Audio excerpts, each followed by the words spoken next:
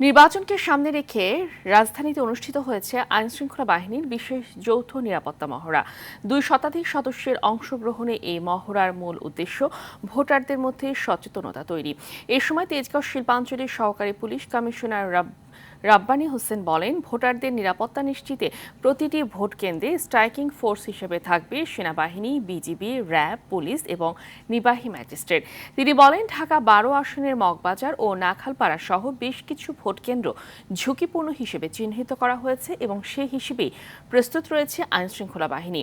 তিনি আরও বলেন, কোথাও কোনো সমস্যা হলে ৫ মিনিটের মধ্যে আইনশৃঙ্খলা বাহিনী ঘটনাস্থলে পৌঁছবে।